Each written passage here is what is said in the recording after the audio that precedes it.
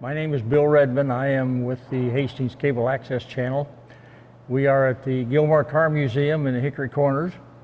We are with Jay Folis this morning. He's a marketing director of Gilmore Car Museum, and we're going to be talking with Jay a little bit. He's going to give us some information on the cars, and there's other cars throughout the facility that we will be going and looking at.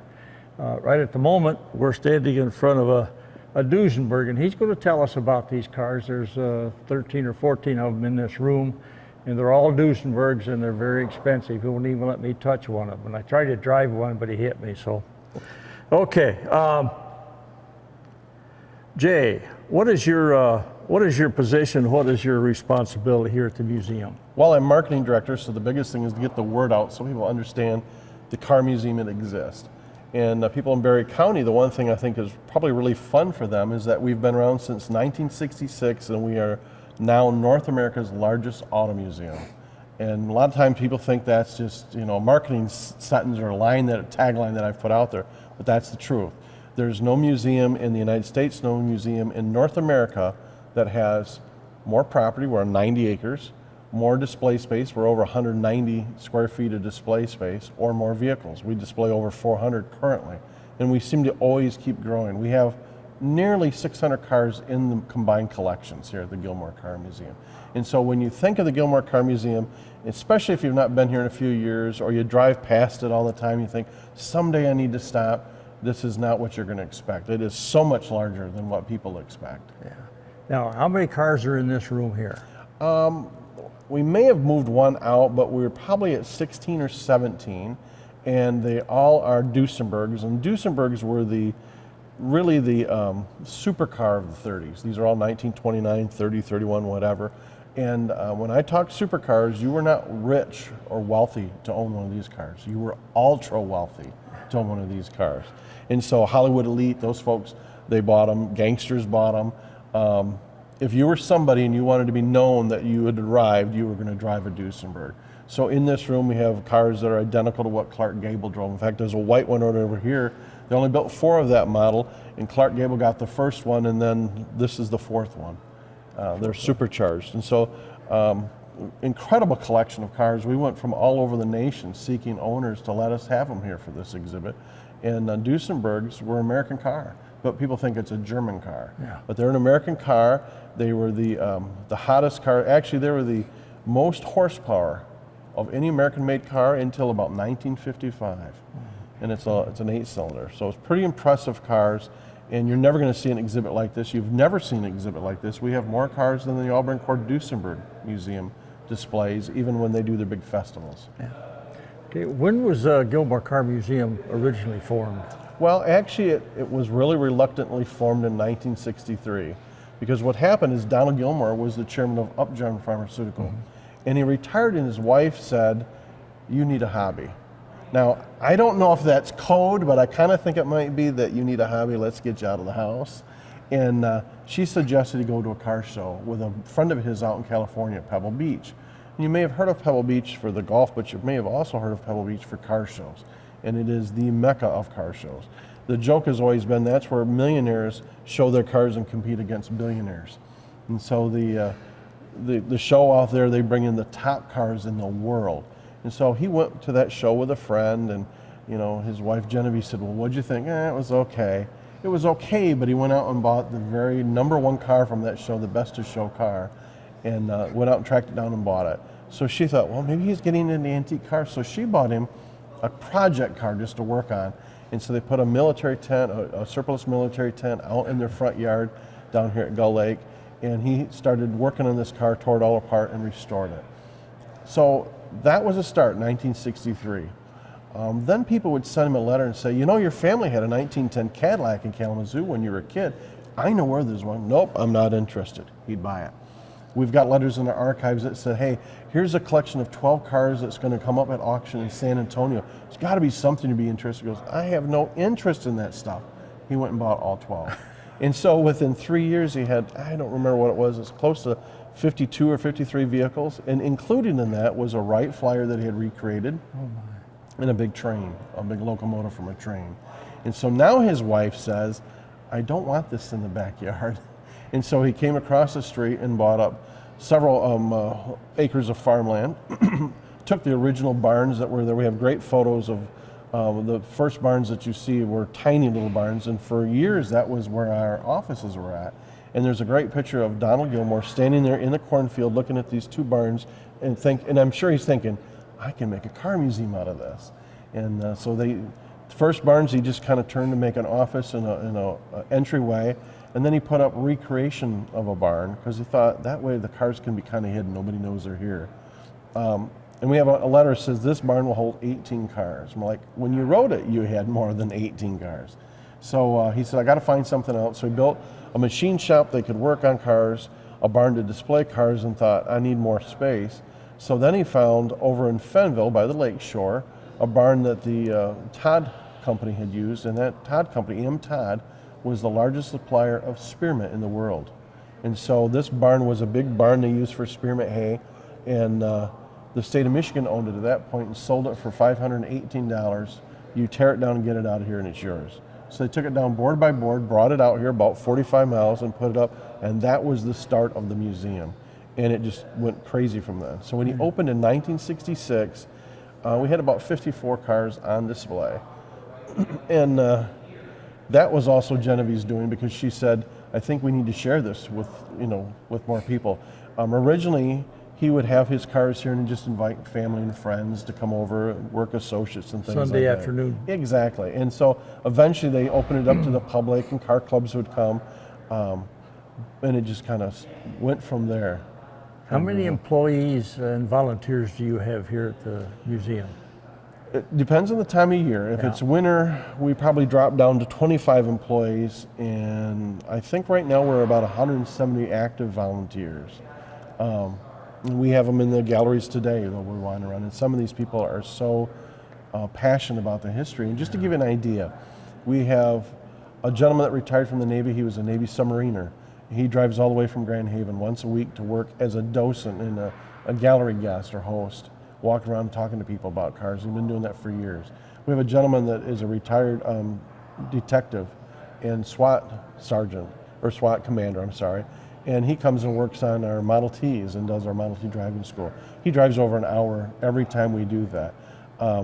So we've got people from Grand Rapids, we've got folks from Holland that come to work on cars. And they do that because they're so passionate about the history and what we have here. How many buildings comprise Gilmore Car Museum? I'll tell you this number and then somebody's going to say you're wrong, Jay, because it feels like we always are adding. But I think as of today we have 26, and some of those are interconnected.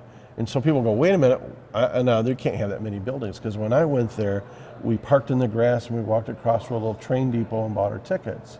And I'm going to say, then you haven't been here in a while. If you have not been to the Gilmore Car Museum, let's say in 3 weeks, I'll guarantee I can show you something different that wasn't here 3 weeks ago. Because we're constantly changing. That's just what happens here.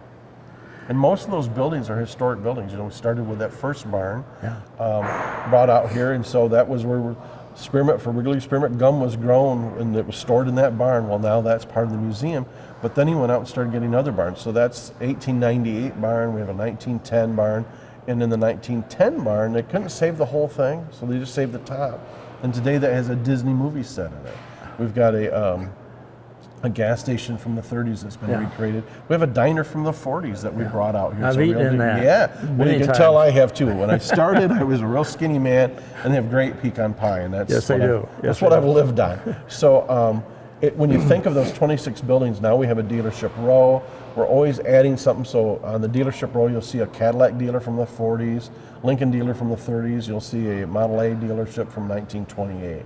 So if you haven't been here in a while, I guarantee you it's not going to be what you think. You need to come and see it. Yeah. You said there's about 600 cars or so here at the museum. What is the oldest car that you have? The oldest actual car is a 1899 steam locomobile, and it's actually a steam carriage, because an 1899 locomobile was the #1 selling automobile in the world.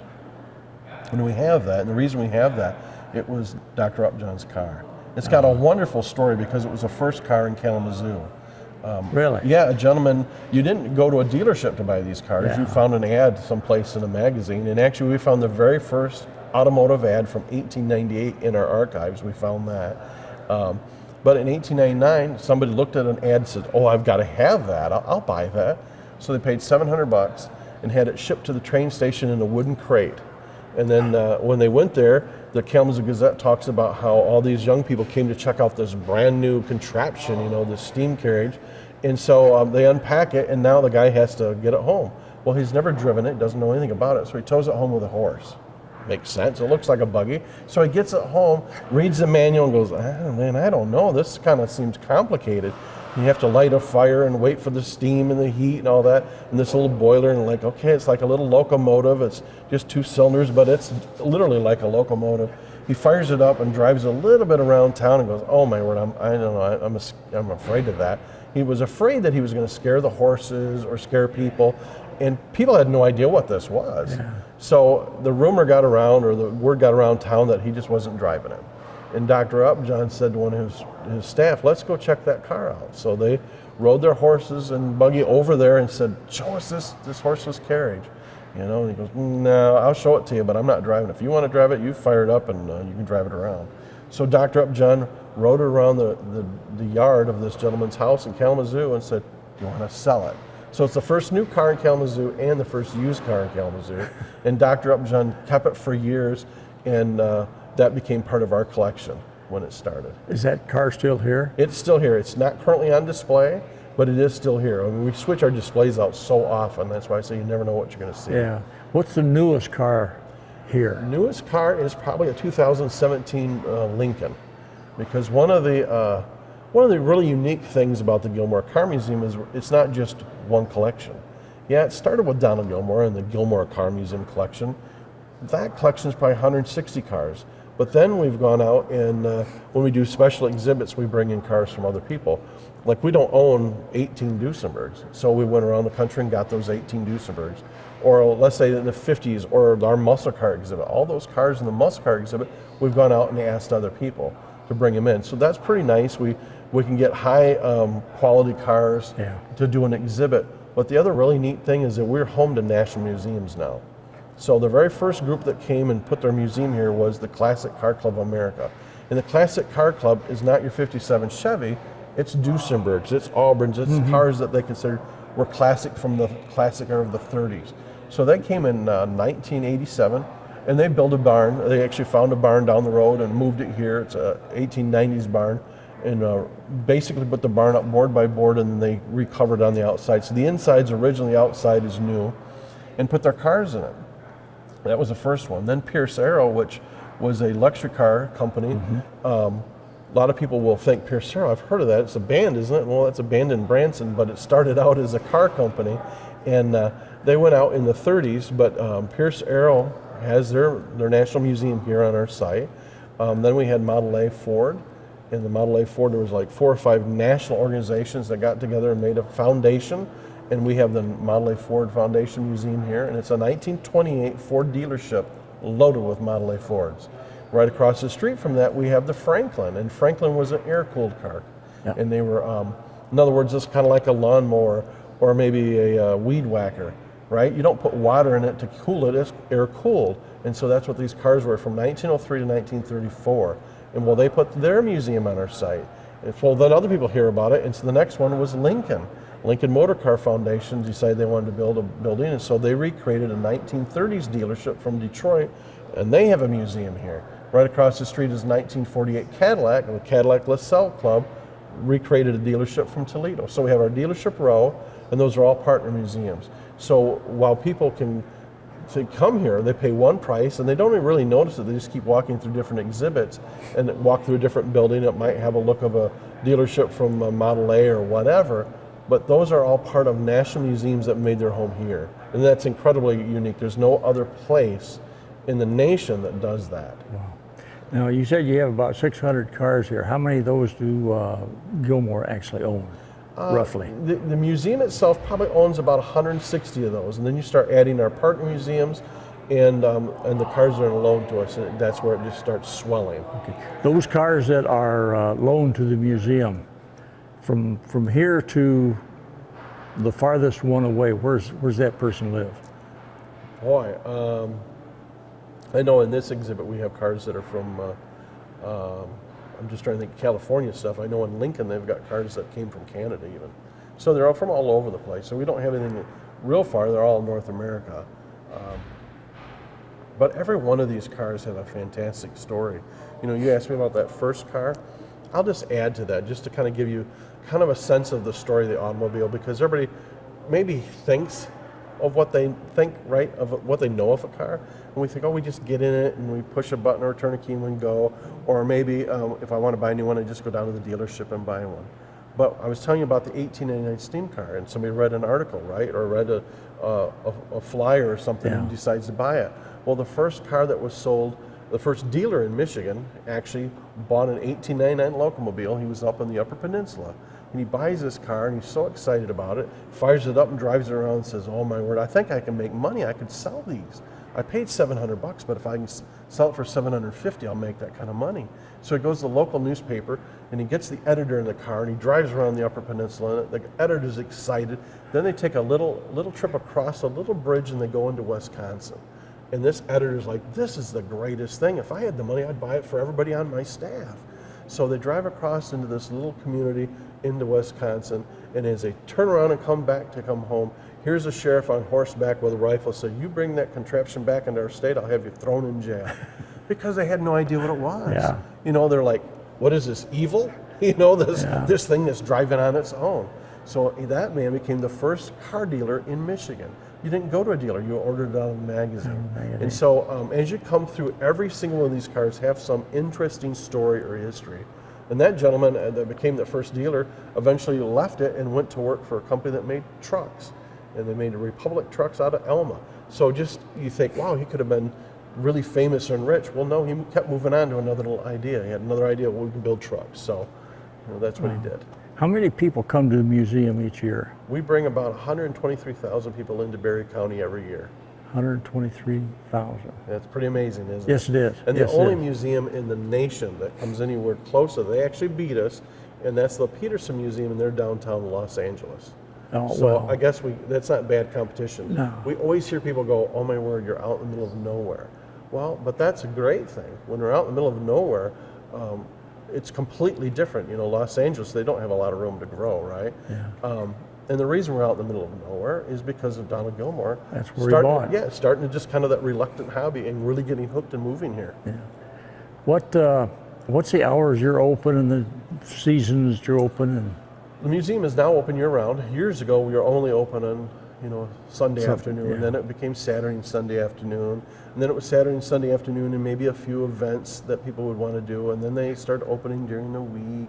And so over the years, we've changed it. But now we're open all year long.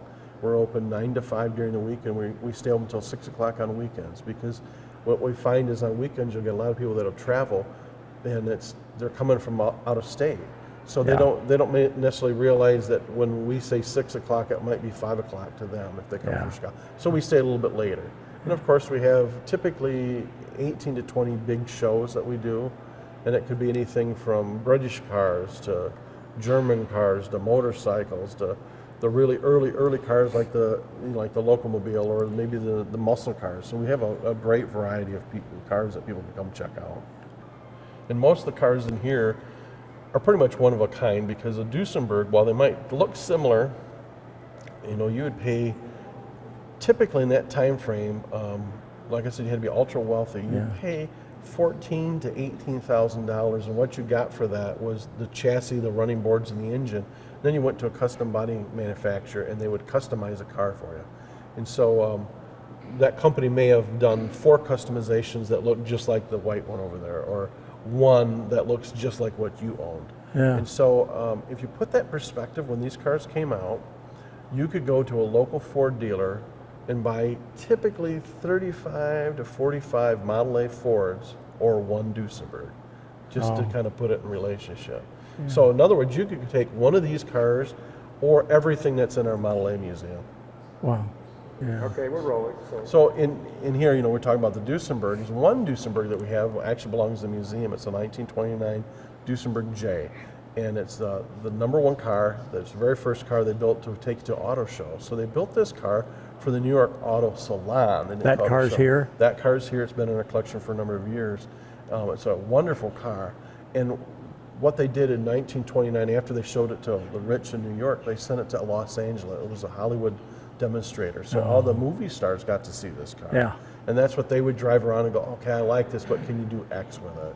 And so it eventually was sold to Buster Keaton's son, and Buster Keaton was a silent movie star, and it was sold to his son. And that car's been here since the mid-'80s. Pretty rare car, and it's kind of neat that we have that as one of our shining jewels in the collection. You got a lot of shining jewels We here. do indeed. As we walk around, I'll show you. Yeah. We've got one of the Tuckers. If you're familiar with the Tucker Yep. store, they only built 50 of them. And out of that, 47 still remain. But our car has the lowest original factory miles. Our car has 63 miles on it. So when people come here, they're going to see things they've never seen before or never heard of before. Yeah. And like I said, every one of them have fantastic stories. This room alone, there's a couple cars that were gangster owned. Really? Yeah, there's one, kind of an unlucky car because the gangster that bought it brand new has it delivered and he was shot and killed the next day. So another gangster, he ends up getting, he's a bootlegger, and he takes it down to Atlantic City and he's shot and killed. So the third gangster gets it, he's thinking, all right, these guys, they don't know how to handle the car. So he was somebody up in the Pennsylvania area, Philadelphia, and he had the car for about 2 or 3 months until he was picked up on a parole violation. Then it just went to normal people after that. We have another car that was owned by Al Capone's bookie. I mean, the guy that did all his books. Yeah. You know, now Al Capone went to prison for tax evasion. So this guy probably had something to do with that, I'm guessing. Yeah. But we have the car that was owned by him. Wow. So when you think of Duesenbergs, you know, most people think of them as just this glitzy, high dollar car, maybe that the elite drove in. But some gangsters have them too. But that's not the car that gangsters would want to take out and drive, to rob from somebody. And that would be the Ford. In fact, I don't know if you know this or not, but Clyde Barrow of Bonnie Clyde wrote a letter to Henry Ford, and he says, "I love your brand new V8. I drive them exclusively anytime I can get away with one."